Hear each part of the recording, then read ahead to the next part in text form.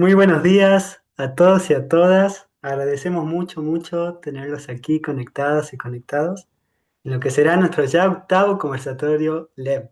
Desde el equipo estamos muy felices, entusiasmados y contentos de poder brindarles, ofrecerles, compartirles estas bellas charlas, intercambios tan llenos de sentido y valor, tan nutritivos. Este conversatorio se titula Las montañas y las aguas son el sutra. Impermanencia en interdependencia desde la mirada de un monje budista en un templo zen de montaña en Colombia. Esta es una actividad organizada por Laboratorio Eco Budismo. Es una red ejecutora, colaboradora, creativa y participativa que permite analizar nuevas interpretaciones e ideas con bases budistas e interactuar con diversas entidades culturales, científicas, académicas, educativas, etc., que enriquezcan el diálogo y la ejecución de proyectos y programas ecológicos en las Angas. Agradecemos el patrocinio y colaboración de la Fundación Dharma-Gaya, como también de la Red Iberoamericana de Estudios del Budismo, ambas entidades hermanas del LEB. Los y las invitamos a seguirnos en nuestras redes de Facebook, Instagram y página web. A continuación, voy a presentar a nuestro invitado en esta edición. Eisho es monje de la tradición Soto Zen, a cargo de Zen Shin-Ji, templo de montaña en Colombia. Él es antropólogo de formación y sastre budista de oficio. Lleva 10 años en la práctica del Zen y media vida cosiendo. Su tesis de maestría exploró la costura en la tradición de Kodo Sawaki, dentro de la comunidad budista colombiana. Sus intereses se mueven entre las materialidades del budismo, la filosofía mahayana y el pensamiento budista japonés. Para él, coser, escribir y sentarse en zazen son un solo hilo, sin solución de continuidad. Quien estará coordinando y participando en este conversatorio, quien es parte del equipo LEV, es nuestra queridísima Tenzin. Ella es practicante budista, diseñadora gráfica, diplomada en pensamientos y cultura asiáticas, difusora de arte y cultura MOA International, eh, en donde imparte el curso de estética y diseño japonés, actualmente en su sexta versión. Practicante de Ikebana Korinka y ceremonia de té Ponte Mae. Dirige Revista Ma, espacio de difusión y diálogo entre Latinoamérica y Asia. Su área de investigación, práctica y estudio se enfoca en el vínculo entre la ceremonia del té japonesa y el budismo zen. Adelante, Tenzin, y que sea un conversatorio muy bonito. Muchas gracias, querido Taller, por la presentación. Primero agradecer nuevamente al equipo LEV y a nuestras fundaciones hermanas que permiten que estos conversatorios se puedan materializar. El día de hoy vamos a estar conversando con Eisho. Lo que personalmente me conmueve mucho, es una persona que admiro mucho desde su práctica y preparamos este conversatorio con mucho cariño, así que creo que también en estos tiempos que estamos, dentro de todas las complejidades que enfrentamos a nivel de naturaleza, es un conversatorio muy relevante, así que esperamos que lo disfruten mucho. Partimos entonces el conversatorio. Bienvenido, Eisho, ¿estás por ahí? Y te veo. Muchas gracias y buenos días para todos y para todas. Mencionar solamente que, bueno, Eicho y yo estamos en zonas un poquito alejadas de la ciudad. Nuestra conexión hoy está bastante auspiciosa, pero si en algún momento tiende a decaer un poquito la conexión, les pedimos un poquito de paciencia. Será solo algo momentáneo. Bueno, Eicho, tal vez para las personas que no te conocen, que llegan acá por curiosidad o por alguna afinidad con lo que es el budismo o la ecología, partir preguntándote cómo fue tu acercamiento al budismo zen y qué te llevó particularmente a este presente de estar habitando en un templo de montaña. Bueno, por ahí lo decían en la introducción, Ariel decía, pues, para mí todo empezó desde la academia con los libros, como que fue mi primer acercamiento con el budismo zen, con el budismo en general, realmente, fue con los libros. Y pues mi primer encuentro con el zen fue hace 10 años, en el 2016, con pues un evento que se realizó en Bogotá, que tenía que ver con el Encuentro Internacional de Budismo Zen. Allí estaba el maestro Densho, que pues quien ahora es mi maestro. Y pues fortuitamente yo creo que como que llegué a ese espacio había un grupo reunido en práctica de Zazen, de meditación sentada en un parque. Entonces fue como la primera vez que yo me senté a meditar como con otras personas. Y pues creo que esa fue mi primera experiencia. Desde ahí pues empecé un poco más a seguir a la comunidad Soto Zen de Colombia, al maestro Densho, por supuesto. Y bueno, posteriormente pasaron muchas cosas que luego me hicieron como tomar la decisión de ser monje. Estudié antropología, y siempre estuve relacionado con la costura. Siempre cosí, digamos que en esta trayectoria también como académica y budista. Entonces esas tres cosas para mí siempre estuvieron como muy relacionadas. Al final decidí que la mejor manera de profundizar en la práctica era viviendo en un templo, y por eso me ordené monje, como que no sé qué fue lo que me llevó realmente a eso, pero mi decisión fue como de vivir en templos y de profundizar la práctica y de compartir también la práctica de Zazen y la práctica de la costura. ¿Cómo llegó aquí a Senshinji, ¿no? Que es nuestro templo de montaña, como el templo de la comunidad? Pues hace año y medio más o menos, 2024, a finales del 2024, pues empezó a vivir acá, digamos que para ofrecer unas condiciones a las personas para que puedan venir a practicar en este templo que está un poco retirado de la ciudad.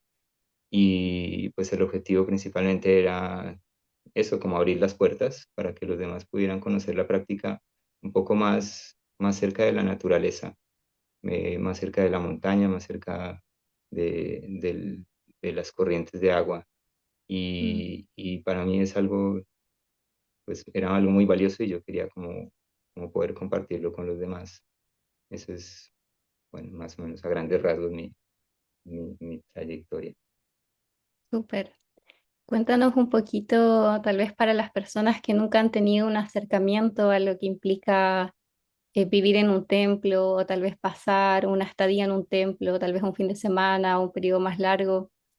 Muchas veces lo que es la práctica Zen nos llega como por todo lo que ocurre hoy en día, ¿no? Con lo que son las redes sociales o el marketing o una visión tal vez más desde la publicidad, nos llega a la práctica como algo muy romantizado y muy idealizado, que a veces se aleja un poco de lo que realmente es la vida en un templo. Entonces, si nos quieres contar un poquito, que puede ser una pregunta tal vez un poco recurrente para ti, ¿qué es lo que realmente hacen en un templo Zen y particularmente cómo sientes tú desde tu propia experiencia, tal vez como viviendo en templos que pueden ser más de ciudad, a cómo ha sido la diferencia de estar en un templo de montaña?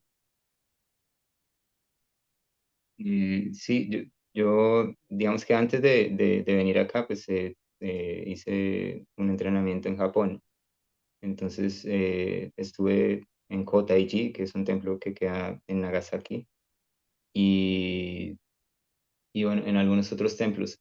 yo creo que esa experiencia también fue, pues, fue para mí como muy, como una de mis influencias para construir o tratar de, sí, de imaginar como una rutina en lo cotidiano, de cómo se vive en un templo.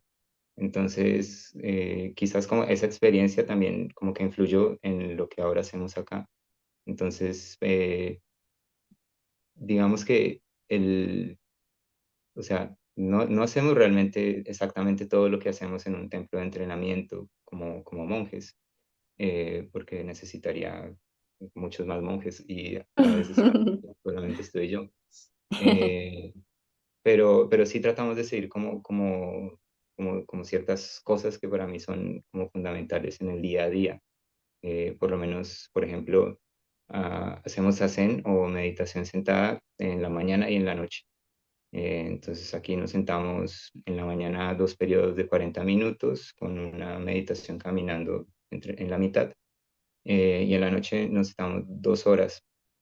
Y después de la meditación de la mañana hacemos una ceremonia, un servicio matutino, en donde recitamos algunos sutras y dedicamos pues nuestra práctica a, bueno, a los budas y ancestros que nos transmitieron la enseñanza, a los maestros fundadores del templo, al Buda Shakyamuni, por supuesto, y a las personas que están enfermas o que son personas fallecidas también.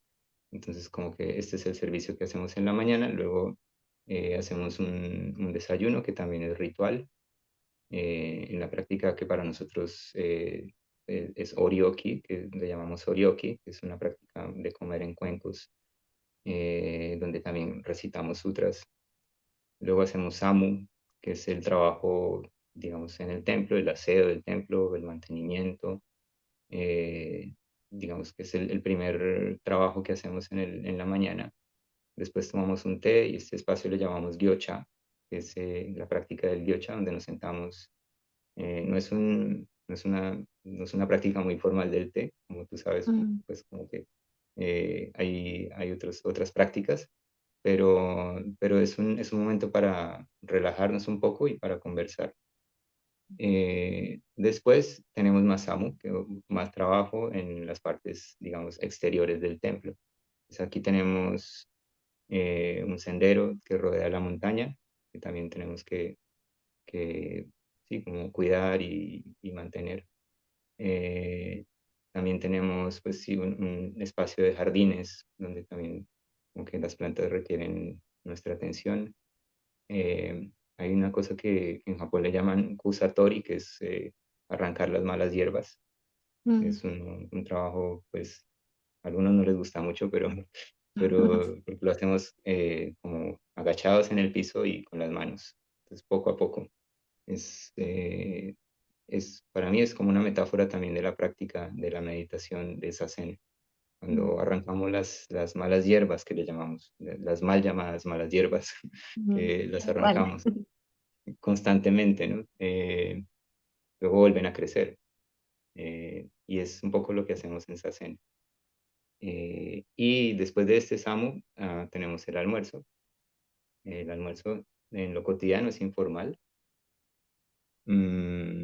Todas las comidas acá las hacemos en silencio. Es lo único diferente como quizás como a lo que estamos acostumbrados, sobre todo pues en países como latinoamericanos, donde la Mm, comida sí. pues es un espacio para conversar, para compartir, y quizás si hay silencio en la mesa pues como que puede ser incómodo o como que puede ser señal de que alguien está molesto. Para nosotros el silencio es algo bueno. Entonces, sí, nos ayuda también a estar presentes con el alimento.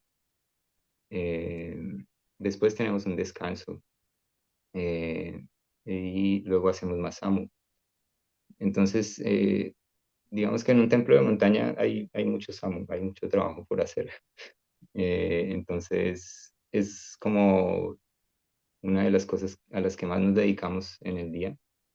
Eh, Hacemos yoga también después de ese samu, pues tengo un profe de yoga que creo que todos conocen, al menos ustedes conocen a Juan Pablo, y es como pues mi guía también en el yoga. Hacemos un poco de yoga y después del yoga hacemos la ceremonia de la tarde, que dentro de nuestra escuela le llamamos Banca Fugin, que es la ceremonia de la tarde. Después tenemos la cena y después un descanso y al final del día terminamos con Sazen. Eh, Parecen ser muchas cosas, pero es un poco más tranquilo. Súper. Cuéntanos un poquito, Eicho, una de las cosas que, bueno, estuvimos conversando mientras preparábamos este conversatorio con Eicho. Yo le decía de que al menos acá en Chile, lo que son nuestros pueblos originarios para la cosmovisión mapuche, cuando tú estás en un entorno natural, por ejemplo, aquí donde yo vivo está el río, pasa muy cerca de casa, casi dentro de casa, y literalmente. Y una de las cosas que para ellos está muy presente es esta visión no dualista y no separada de la naturaleza. No existe esta separación entre ser humano y naturaleza como tal. Entonces, el río, más que una entidad separada de ti, es parte de tu familia. El río puede ser tu abuelo, los árboles pueden ser tus hermanos, em, así como también otros animales o otros seres de la naturaleza son parte de tu familia como tal. Entonces, ese respeto es algo intrínseco con el que los niños y las niñas crecen. Desde pequeños se les enseña eso. Entonces, me gustaría hilar un poquito esto hecho, esta visión, con el nombre del conversatorio. Si pudiéramos hablar un poquito, tal vez de Dogen y profundizar un poco el nombre del conversatorio.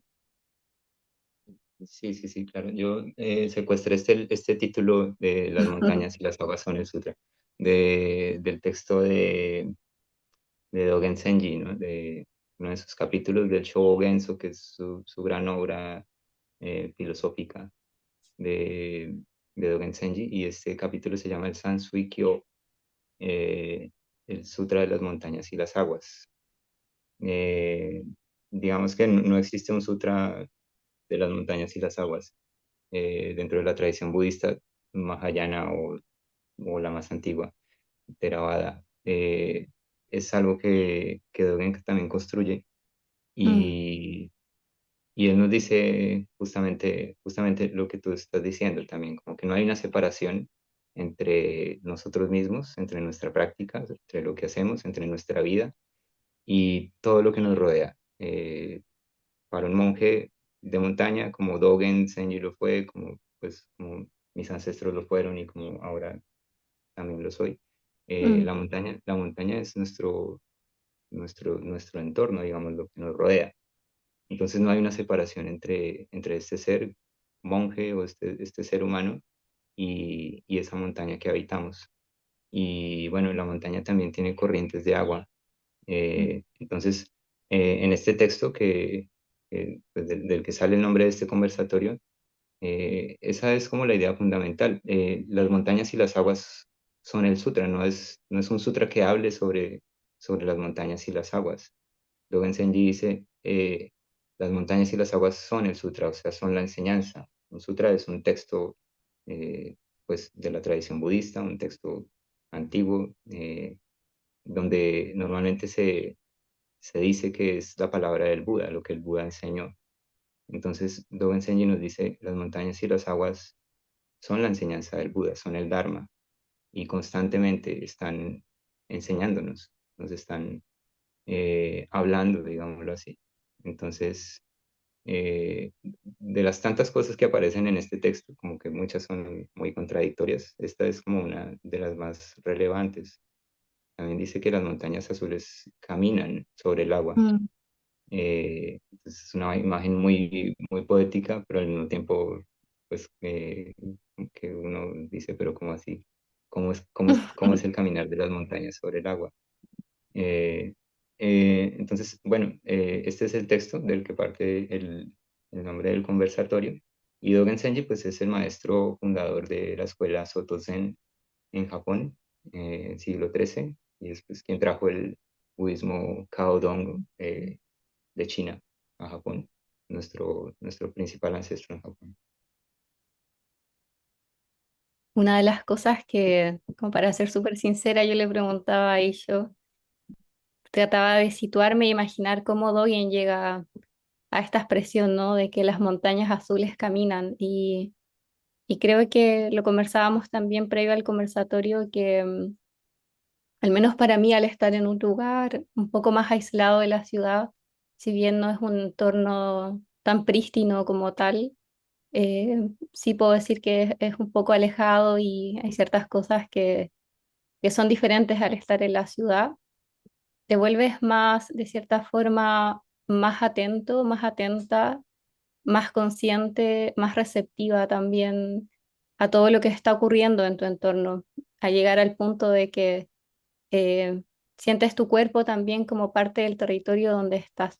Entonces, tal vez, Heito, si pudiéramos como desarrollar un poco más esto en tu propia experiencia, que creo que lo dije también al inicio del conversatorio, personalmente siento que estamos en un momento como sociedad muy potente. Muchas personas también están comenzando a moverse a lugares más naturales, un poco está esta necesidad, ¿no? Como de alejarse un poco del ruido de la ciudad.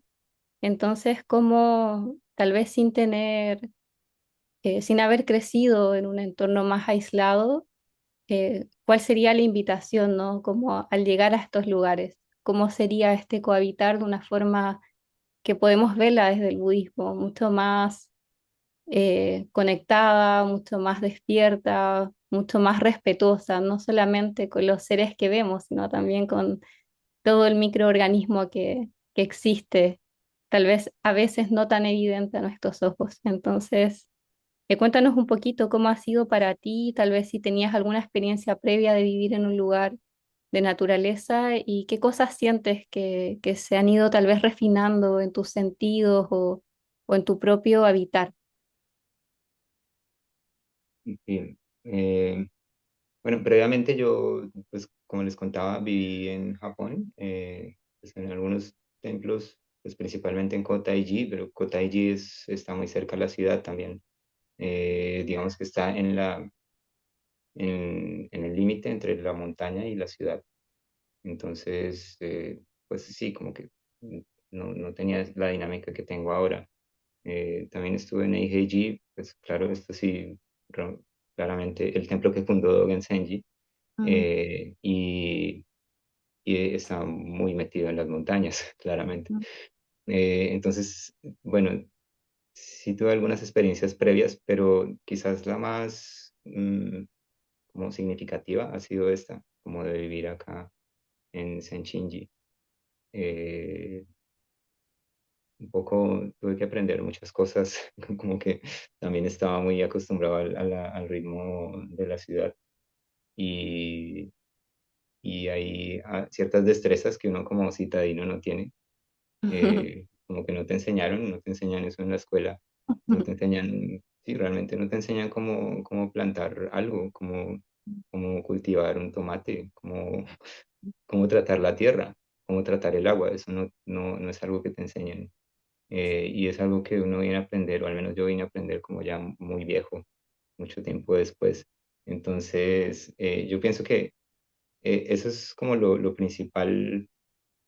Yo pienso que parte también de lo que decías antes, como cómo nos acercamos a estos entornos, cómo, cómo habitamos de las montañas, también con la práctica de por medio. Para mí esa es una de las cosas como más relevantes dentro de vivir en el templo. No se trata tanto de como de ser muy bueno en algo o saber hacer ceremonias o saber memorizarse muchos sutras o hacer muchos zazen o todas estas ideas que de pronto se tienen sobre cómo vivir en un templo, sino más mm, bien como dejarse permear, como mm, dejarse, eh, como dejar que la montaña te hable, mm, que la tierra te hable, que las aguas también te hablen y, y que se despierte esa intuición, porque así puedes aprender.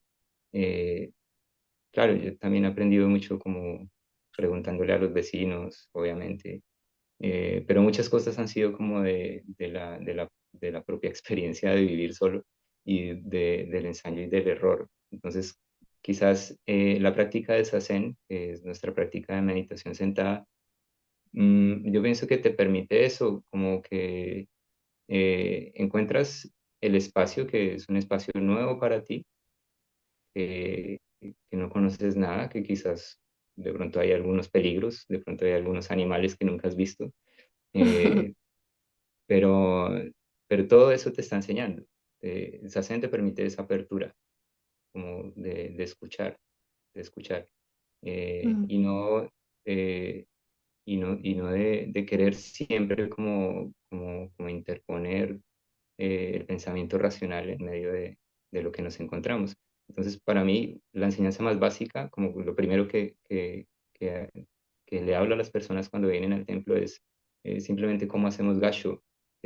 Para nosotros es unir las manos y inclinarnos ante cualquier cosa.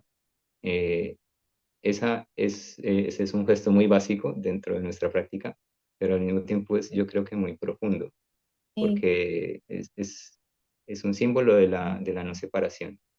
mm, Cuando hacemos gacho, queremos decir que no hay una separación entre aquello a lo que nos inclinamos y nosotros mismos. Y eso lo podemos hacer con cualquier cosa, con un cojín de meditación, con una estatua del Buda o entre nosotros como compañeros de práctica. Entonces no hay una separación entre la vida que nos encontramos y nosotros mismos.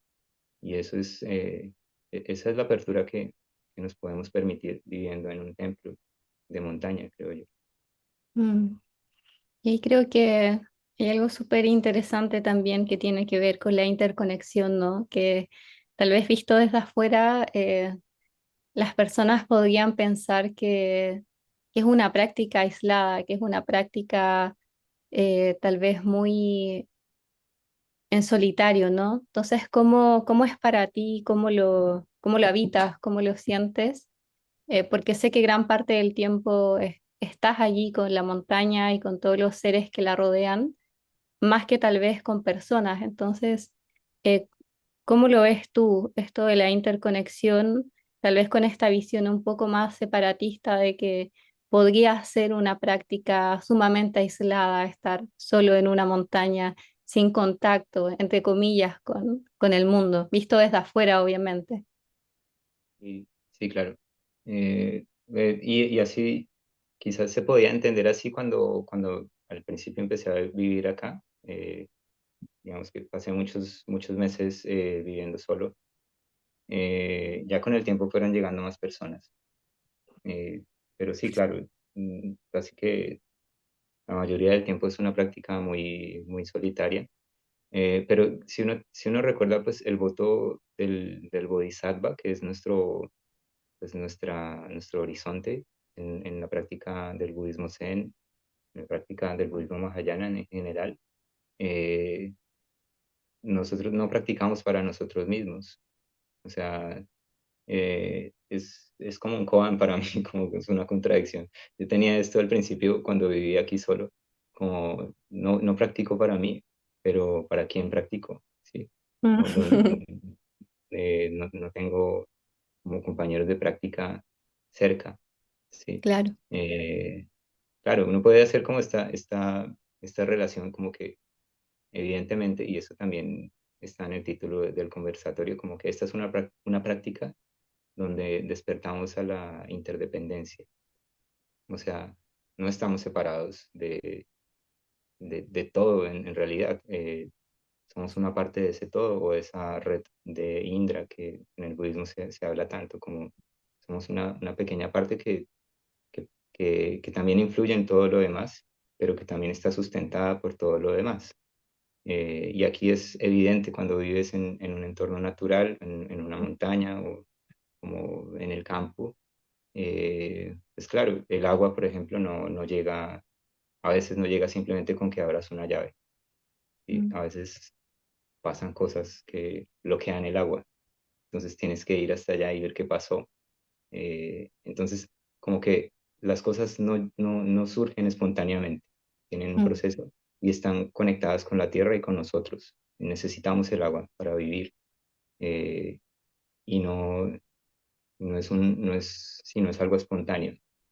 Entonces, yo pienso que todo eso uno lo va como hilando en la práctica en solitario, pero al mismo mm, tiempo cuando te sientas en Zazen, en la meditación sentada, eh, como que yo pienso que es importante, así estés muy alejado o muy alejada del mundo, tener siempre en el horizonte del voto del Bodhisattva, que es practicamos para la liberación de todos los seres, eh, como ofrecemos nuestra práctica. Y entonces, por eso yo, al menos aquí en Senshinji, trato de hacer un retiro al mes, mm. como que invito a las personas para que vengan una vez al mes y puedan estar aquí 5 días o 3 días o lo que puedan y podamos compartir la práctica de Zazen, del silencio, eh, en la montaña. A veces hacemos retiros también de costura, porque pues, como ya lo hemos dicho, pues nuestra tradición también, también tiene que ver con la costura de nuestras túnicas, de nuestros hábitos. Entonces, a veces hacemos retiros donde simplemente cosemos durante 6 horas al día. También hacemos zazen y hacemos algunas ceremonias, pero esa ha sido como mi propuesta, quizás como para no estar tan alejado y también para sentir que mi práctica es una expresión de ese voto del Bodhisattva. No practico solo para mí. Yo siento que, claro, tal vez al inicio no fue algo tan evidente porque estuviste más tiempo aislado, eh, sin tanto contacto con otras personas, pero creo que allí también hay mucha valentía y es algo que dije al principio del conversatorio también, como em, yo no he tenido una experiencia de pasar más de un periodo breve en un templo, no más de 2 meses y algo, y sé que también hay que tener mucha, yo siento valentía para llevar la práctica de una forma tan presente y como tan, con tanto cuidado y con tanta devoción también hacia a todas las otras personas y todos los otros seres. Así que creo que también como ahora esta evolución que ha tenido tu paso por el templo se hace mucho más evidente que ya hay personas que están llegando y también creo que muchas de las personas que llegamos acá el día de hoy al conversatorio también es por una afinidad o por una resonancia que tal vez el día de mañana podamos ir a visitarte y, y hacer alguna práctica en conjunto. Nos contaste un poquito de las cosas que hacen en el templo. Yo voy a compartir un material que preparaste para que las personas que están aquí hoy también puedan ver un poquito cómo es el lugar y también hay algunas citas que pusiste por ahí. Tú me vas diciendo y yo voy avanzando. ¿Se ve bien la pantalla? Sí, se ve bien. Ah, bueno, la mayoría de fotografías no son mías, tengo que decir que también fueron secuestradas de los practicantes que han venido acá y pues como que siempre les gusta tomar fotos. Este es una parte del sendero, hay unos puentes de guagua que conectan los senderos. Y las frases que están allí tal vez no se alcanzan a ver muy bien, pero también ¿Quieres son que las lea? eh, bueno, algunas podría ser. Digamos, como que parten del texto del que estábamos hablando, del Sansuikyo. Es un texto bellísimo, yo lo recomiendo mucho. Mm, Eh, y también, obviamente, pues no puedo dejar de recomendar el comentario del maestro mm. Okumura Roshi, que le hace un libro entero pues, a este capítulo del Shobogen, se llama también el Sutra de las Montañas y las Aguas. Voy avanzando. Tú me dices cuando quieras que lea Eh, alguna cita. sí, sí. Mm, bueno, pues puedes leer algo por ahí, no son Ya. tan largos. Esta dice. es siempre el caminar de las montañas, porque es caminar. Aunque el caminar de las montañas es más rápido que su velocidad como el viento, los que están en las montañas no lo perciben, no lo saben. Estar en las montañas es la flor que se abre dentro del mundo. Y es un poco como la imagen que tenemos, pues Dogen Zenji dice como, eh, a veces no podemos ver el caminar de las montañas porque estamos dentro. Y justamente si no hay una separación entre la montaña o lo que sea que esté afuera, que pensemos que está afuera, y nosotros, no podemos verlo. Entonces él pone un Mm, ejemplo muy visual, como que el ojo no puede verse a sí mismo. El ojo no puede verse a sí mismo. Entonces de ahí sale, de ahí sale un poco esta cita. mm.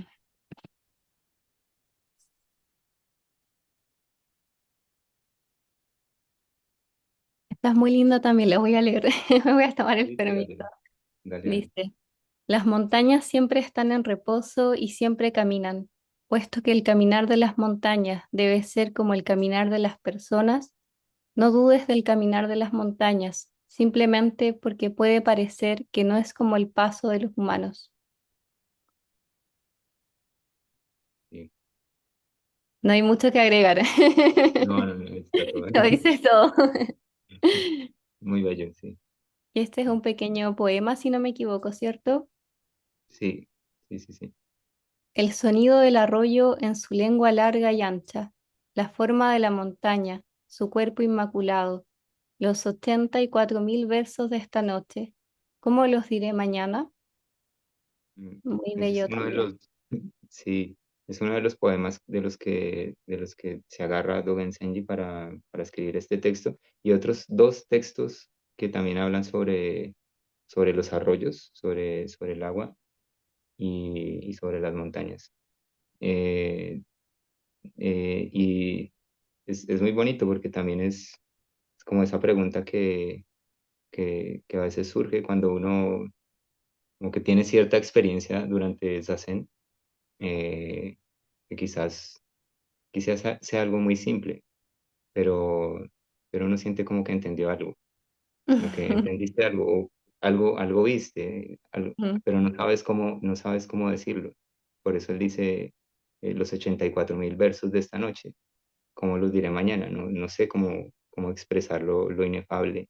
Los 84.000 versos viene de las 84.000 enseñanzas del Buda, es el Dharma, cómo lo expreso. Entonces es muy bello este poema. Ya tenemos un poco del templo en sí, Sí, es como la vista desde afuera, como la entrada del templo, y ahí atrás pues está la montaña. tenemos un poquito, están en un retiro de costura, ¿no?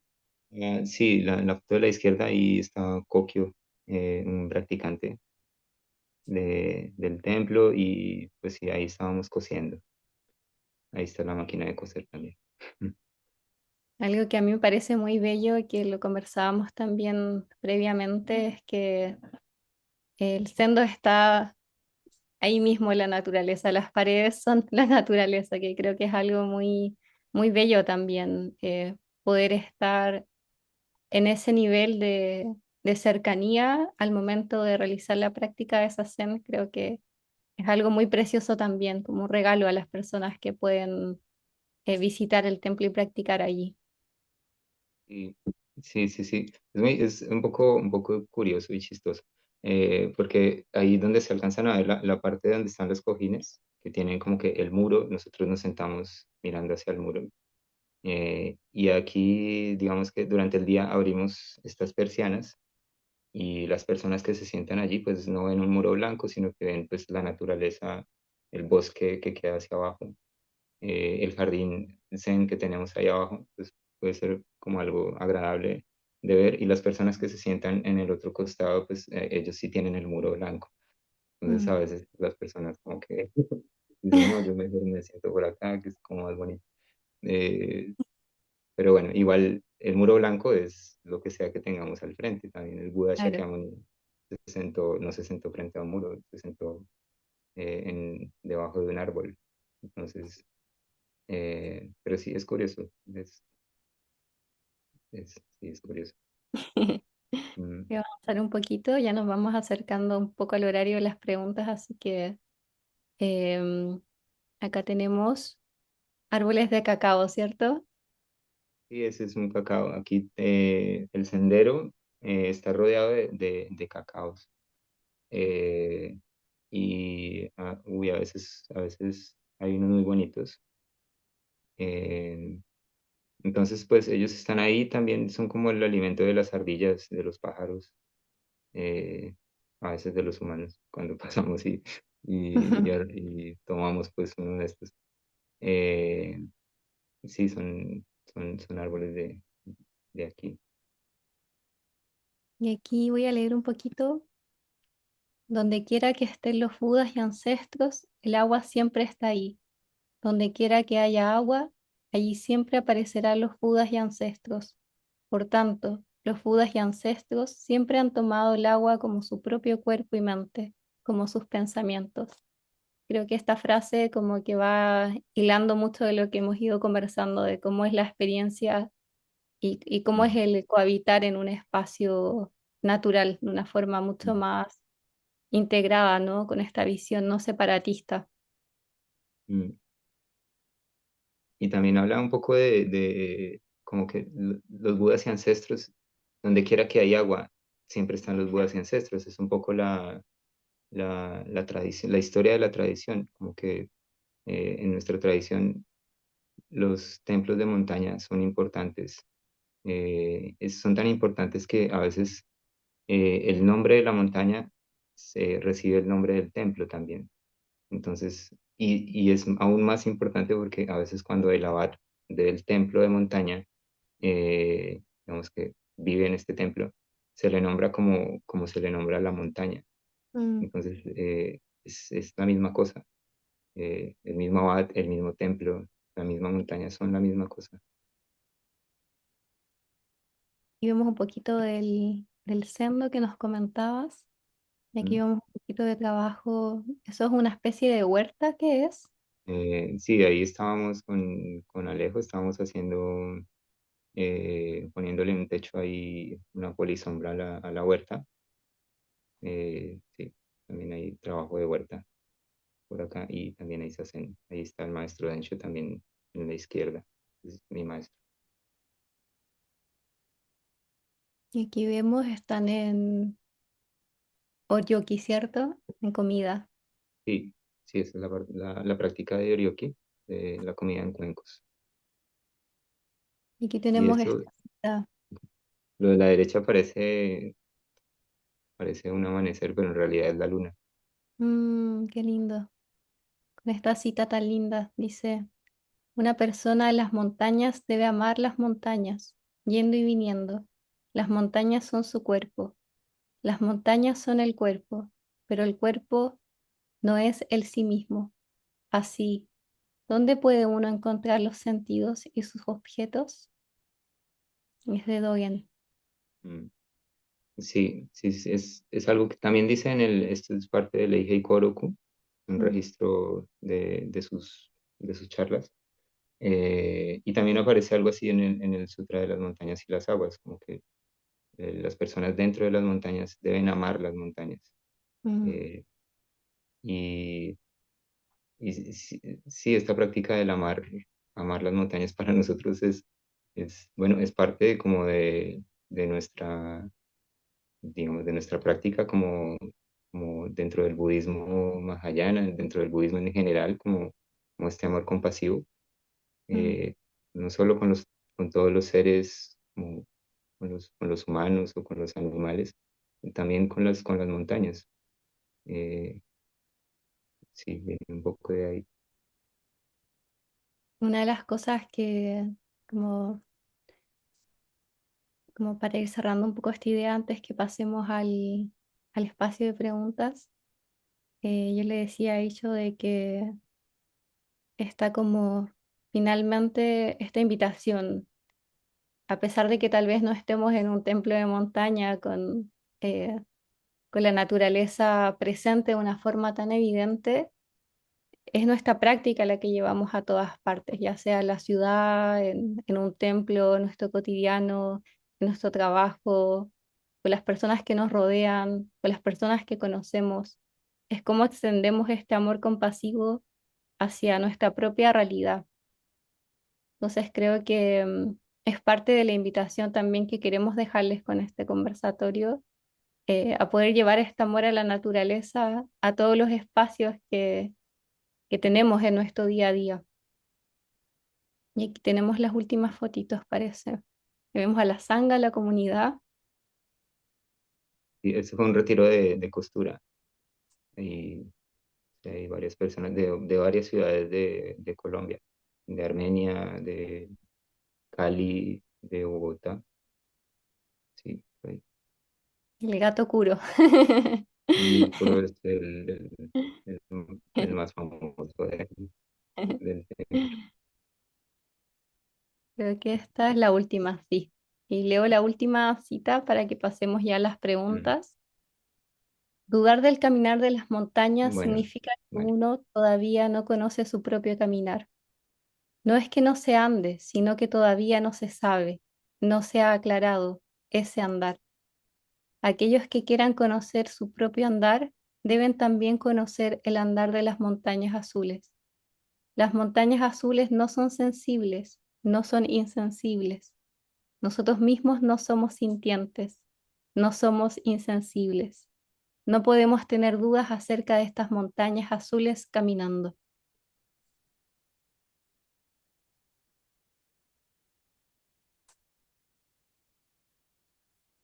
Bien, entonces voy a dejar de compartir pantalla y vamos a entrar ya a la última parte del conversatorio. Queremos abrir las preguntas a las personas que nos están acompañando hoy. Tenemos dos formas, como les acomode más a ustedes. Puede levantar su manito, eh, abrir micrófono, abrir la cámara o bien dejar las preguntas por el chat. Así que siéntanse con toda confianza ahora de aprovechar este momento para que podamos conversar un poquito y hacer las preguntas que puedan ir apareciendo. Tenzin, hay dos preguntas en el chat. Súper. Vamos a revisar. Bien.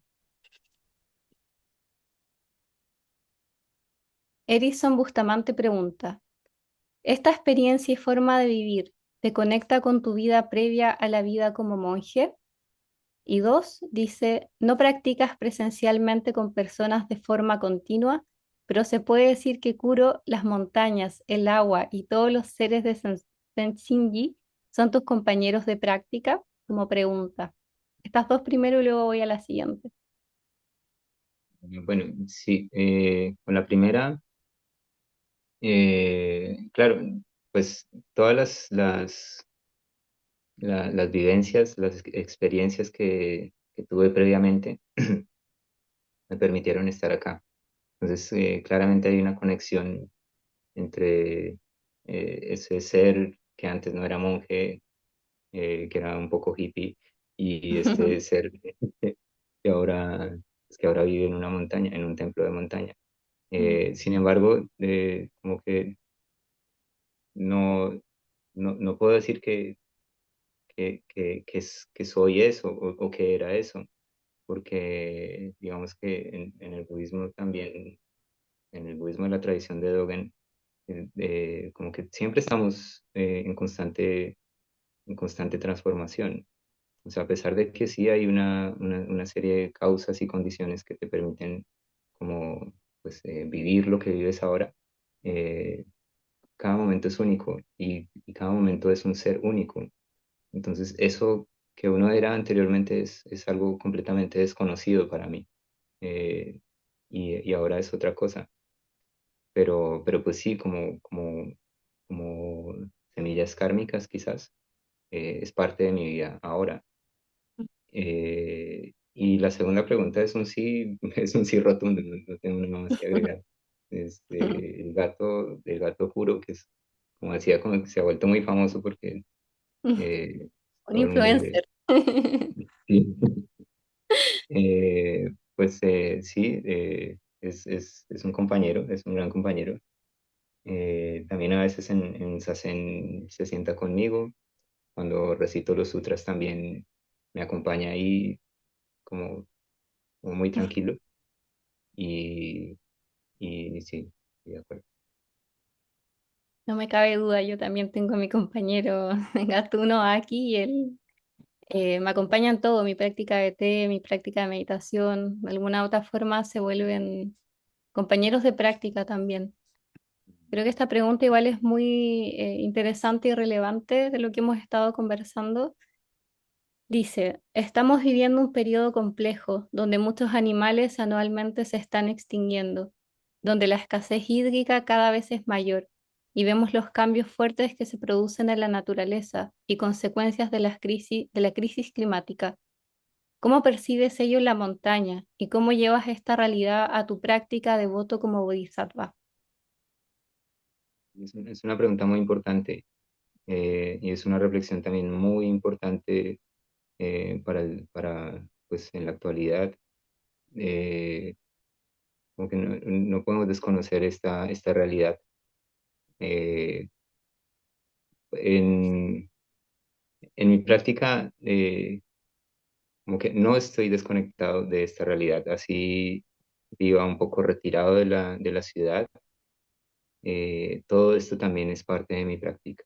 Eh, y eso lo percibo cuando interactúo con otras personas, cuando me relaciono con los vecinos, que tienen otras prácticas muy diferentes a las que tenemos acá en el templo, por ejemplo, donde la relación con los animales, con la tierra, con el agua es completamente distinta. Eso a un nivel como más local. A un nivel un poco más amplio, pues la cosa es un poco preocupante, es muy preocupante.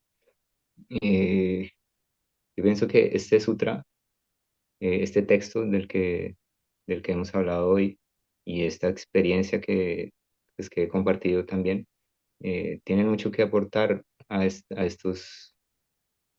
discusiones actuales eh, sobre, sobre el momento actual, que es un momento de crisis también, donde estamos rompiendo la tierra, donde estamos secando la tierra y donde estamos acabando con los animales. Todo eso lo estamos haciendo con nosotros mismos, por todo lo que he dicho antes, o sea, no estamos separados. Ese es la expresión del amor o del desamor que tenemos con todo lo que es nuestra vida. Y, y yo pienso que sí, la práctica de Sazen te hace detener y pensar un poco mejor. Ahora, en nuestra práctica siempre hablamos pues, de voto de arrepentimiento, que es una de las enseñanzas del maestro Uchiyama Roshi, que es uno de nuestros ancestros. Eh, el arrepentimiento es dar un paso atrás y decir como que mm, las cosas están muy mal y estamos en crisis, pero también tenemos un voto y es nuestra dirección. Por, por muy poco que sea lo que hagamos, debemos hacerlo. Por muy poco efecto que tenga, debemos hacerlo. Eh, sí, eso es lo que creo. Tal vez si puedo sumar algo muy pequeñito, en la zona donde estoy yo, tenemos un tema muy potente con el agua. Vivo en una de las ciudades, cerca de la ciudad más lluviosa de Chile y aún así hay momentos en que no tenemos agua en el sector por días, porque lamentablemente las industrias cavan más hondo que los pozos de las personas que vivimos acá y secan todo, sacan el agua. Y para mí es como un poco lo que tú comentas, ¿no? Como esforzarme en tener una huerta en un lugar pequeño y con el simple hecho de ver que llegan nativos polinizadores a mi huerta ya es como un respiro de decir, bueno, tal vez nos estamos quedando sin agua, pero hay otras expresiones de vida que están llegando acá, que, em, que pueden ser beneficiosas finalmente para todo el entorno. Entonces creo que son acciones muy pequeñas que a veces se pueden ver como no tan evidentes, pero que contribuyen de alguna forma, aunque sea a una escala pequeña. Vamos a ver si hay más preguntas en el chat. Creo que no. No sé si Francine, alguien... ¿Sí? disculpa, sí, bueno, es que nos llegó a nosotros aquí por laboratorio de parte de Erinson Bustamante también. Ujú. Está preguntando, ¿cuál es tu invitación para quienes vivimos en la ciudad y no tenemos oportunidad de ir a estos lugares? ¿Cómo incorporar este estilo en nuestros contextos? Hay un paréntesis pequeñito, Elvira, me sale que el chat está deshabilitado, tal vez por eso no están llegando las preguntas, como el chat general. Ah, perfecto, gracias. Puede ser. No sé si esto alcanzaste a escuchar bien, lo siento, y interrumpí. Y sí, sí, sí, sí, escuché la pregunta. Eh, bueno, si tienes un templo cerca, pues ve a practicar a un templo. Eh, digamos que eh, es, para mí es importante como ir, si es posible, como ir a un templo, no importa si es en la ciudad, eh, pues no importa si es o no en la ciudad. ¿Por qué? Porque digamos que practicar en comunidad también, pues digamos que permite que es eso que aprendemos, ese Dharma que aprendemos, se incorpore y luego lo podamos expresar en lo cotidiano, en donde sea que vivamos. Pero para nuestra tradición es importante ir al templo, importante practicar con otros compañeros y también practicar con un maestro, también es muy importante. Eh, de resto, todo lo que hacemos, como dice el maestro Uchiyama Roshi, es nuestra vida. Todo lo que encontramos es nuestra vida. No necesitamos ir a un lugar muy especial, o muy idílico, como muy prístino también, como para hacer lo que hacemos, porque lo que hacemos es algo muy simple. Eh, simplemente nos sentamos en silencio y no hacemos nada. Y eso mismo lo podemos hacer en cualquier lugar, en una plaza concurrida, en un parque, en tu casa. ¿Sí? Entonces, esa sería mi respuesta.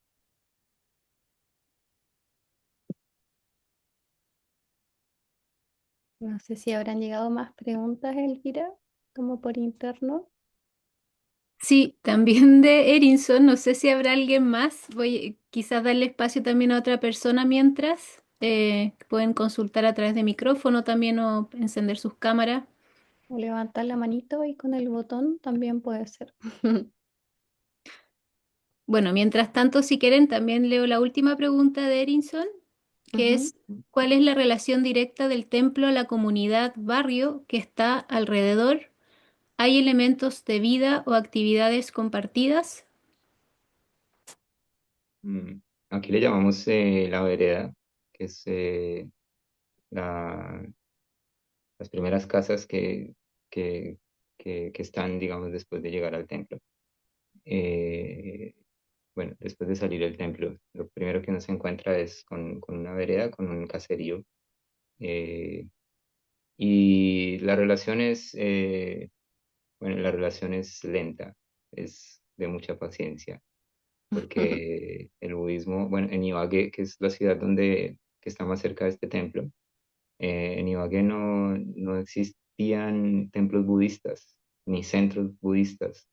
Hay algo de meditación, de yoga, pero esto es completamente nuevo. Nuestra práctica es completamente nueva y las personas pues se imaginan muchas cosas de lo que hacemos. Y entonces la relación es algo lento, como decía, y, y es una invitación también. Digamos, lo que yo he hecho en este tiempo es como invitar a los vecinos. También me acerco pues al salón comunal, como que participo un poco de las actividades que hacen. También hay una escuelita muy cerca, donde hay aproximadamente 30 niños. Entonces estamos tratando como bueno, estoy tratando como de acercarme también a la escuela y empezar como a relacionarme un poco más con los niños también, con las familias que son las más cercanas. El templo está abierto para todos, siempre les digo eso. No, no es una práctica de élite. Mm, Y la vereda, pues digamos que las personas que están acá son también personas muy humildes. Entonces, poco a poco, como que pues nos vamos acercando. Trato de que sea así. Podemos pensar cosas muy distintas también. Eh, Pueden tener también sus prácticas, sobre todo como religiosas, que difieren mucho de nuestra, sí, de nuestra práctica, pero el budismo conversa con eso también. El budismo conversa con la diferencia también. Y ahí vamos. súper. Bueno, recordar que si hay más preguntas, pueden levantar la manito, abrir micrófono, cámara con confianza. Y veo que hay una manito levantada de Andrés Moreno. Puedes hacer tu pregunta, Andrés.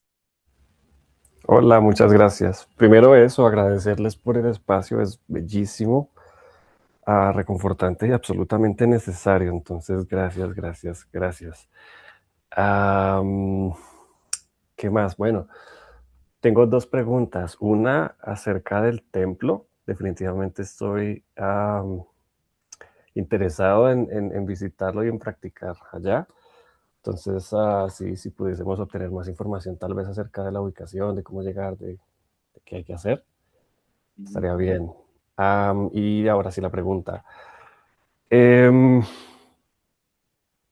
¿Es posible una especie de activismo ambiental desde la visión del budismo? Es decir, ah, me refiero particularmente como a esa tensión entre precisamente la palabra activismo, de actividad, de movimiento, en contraposición a la quietud y el silencio que tenemos por este otro lado. Sí, esa es la pregunta. No sé si me hice entender. Sí, sí, claro. Voy a responder la segunda primero. Un poco desde lo personal. Eh, para mí, Sazen es activismo también. Sentarse en Sazen es una forma de, como, es una expresión contestataria frente al mundo. Y, y puede que sea visto como una actitud muy pacifista, como una actitud incluso también, no sé, como muy no me importa, simplemente me siento y ya. Eh, pero, pero en Sazen también creo que hay una cierta como revolución que es muy interior también, como que estamos manifestando también un inconformismo mientras nos sentamos. Eh, y además estamos como mm, proponiendo o buscando o quizás despertando a una liberación del sufrimiento, que es lo que enseñó el Buda.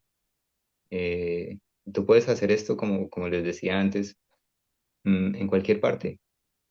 Eh, no, no he hecho ni promuevo como algunos tipos de movilizaciones como en este sentido, pero sí me he sentado, digamos, en plazas públicas. Simplemente me siento en silencio en una plaza muy concurrida o en un parque. Y eso es para mí una especie de activismo. Luego, pues también está la labor como de comunicar y, y de, digamos, sí, de comunicar, como de que las demás personas también, si se interesan, como que conozcan un poco de nuestra práctica.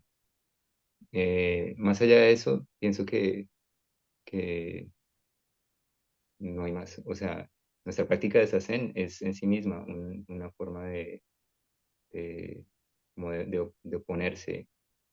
Eh, Obviamente, pues el budismo nunca promueve las vías de hecho, digámoslo así, como la acción violenta ni nada de eso. Pero nuestra práctica en sí misma es una, es una práctica de resistencia también. Pero es mi percepción personal, personal.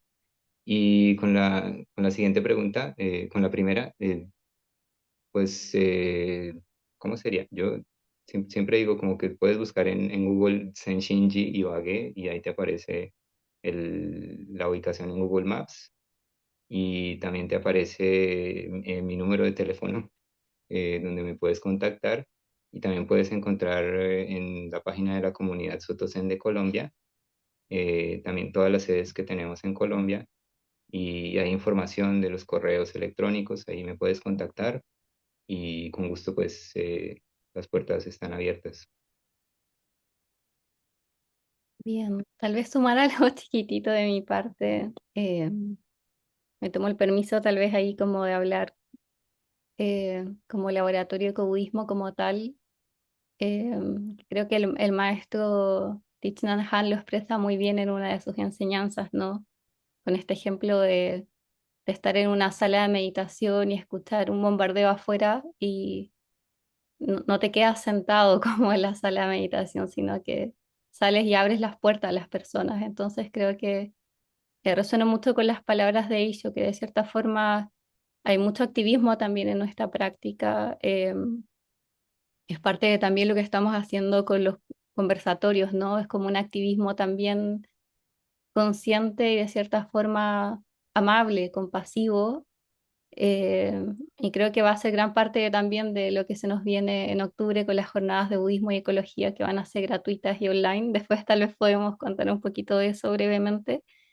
Pero resueno mucho con eso, eh, como un zen que es un zen activo, que no es un zen dormido, con las cosas y con todas las temáticas que están pasando hoy en día en este contexto en el que estamos. Voy a leer algunas cositas en el chat y luego continúo con Antonio. Nos quedan los últimos minutitos ya.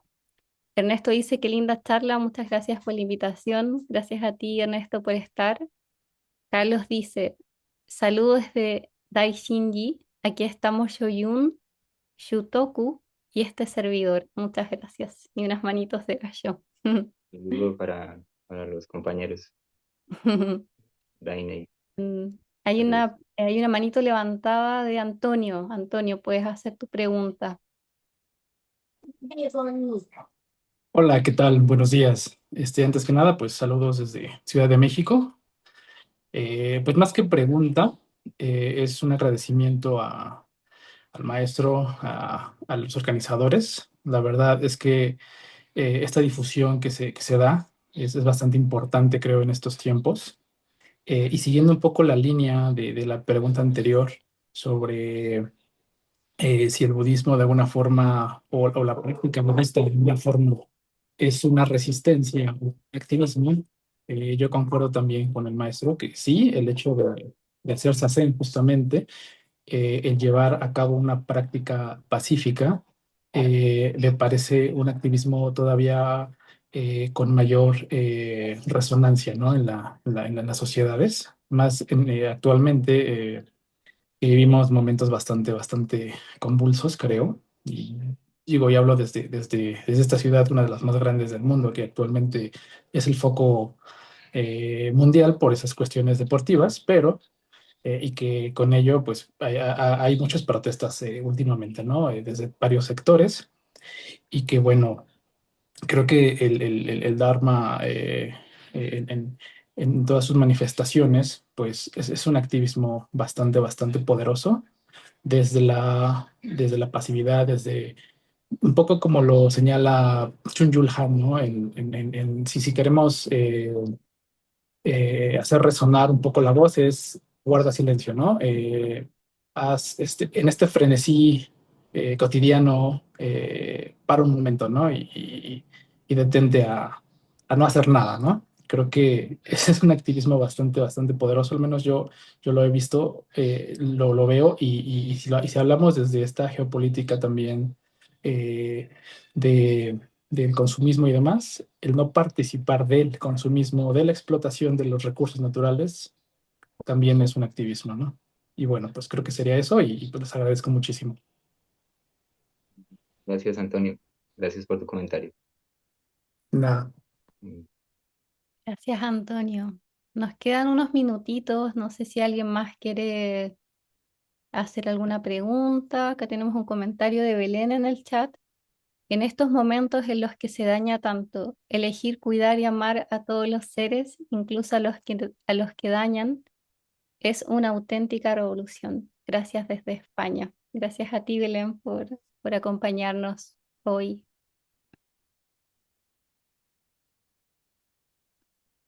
Bien, al parecer no hay más preguntas. Antes de dar el pase a Tayel para que cierre el conversatorio. Antonio, no sé si tienes otra pregunta o si quedó el botoncito ahí activado. No, había quedado No, activado. no, perdón, sí se quedó activada, perdón. No te preocupes. Bueno, yo agradecer nuevamente a Eisho eh, por la apertura a este conversatorio que la verdad se dio de forma bastante espontánea, que como les decía al inicio lo preparamos con mucho cariño, con mucha dedicación. Y agradecer nuevamente al equipo que nos acompaña hoy desde el LEV, a Elvira, a Tayel por la coordinación también, apoyarnos, y a Juanpa, que no está hoy conectado, creo, pero hizo de puente en este contacto con ellos, así que infinitamente agradecida. Así que Tayel, te doy el pase para que podamos cerrar el conversatorio de hoy. Muchas gracias, Tensi. Em, Agradecemos a todos y a todas por participar. Ojalá que toda esta bonita energía transformadora que recibimos de los queridos Eisho y Tensi nos inspire de ahora en adelante a crear caminos santos y positivos en nosotras y en nosotros. Y toda la paz y felicidad que logremos, ojalá se extienda y sirva para beneficiar a todos los seres. Que así sea. Para concluir, los y las invitamos a seguirnos en nuestras redes. Se vienen más actividades muy interesantes, ya Tenzin nos comentó, que en octubre estaremos realizando las segundas jornadas de budismo y ecología, así que estén atentos, atentas a lo que vayamos anunciando por las redes. Y bueno, muchas gracias a Tenzin, Elvira, que estuvo ahí atrás, y a nuestro invitado Eisho. Si quieren, pueden encender sus camaritas para darnos un momento de presencia, y si quieren Sí, despedir estaría con la voz, lindo. Mm. todo bien igual. Muchas gracias. Estos encuentros también son muy motivadores. Son necesarios de vez en cuando, aunque sea online, ¿no? Mm. Gracias. seguro. Muy motivadores y súper necesarios. Gracias. Gracias.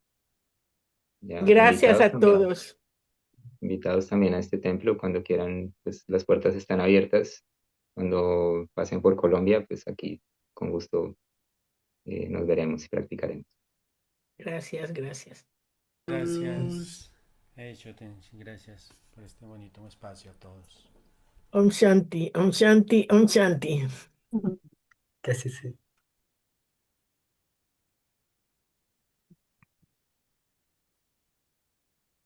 Gracias por sus palabras, gracias, Eichum, siempre de la Gracias, distancia. Vivi. Gracias. Gracias, Vivi. Cuídate. Un abrazo. Muchas gracias y amor y compasión para todos. Mm. Gracias, Gracias, Antonio. Antonio.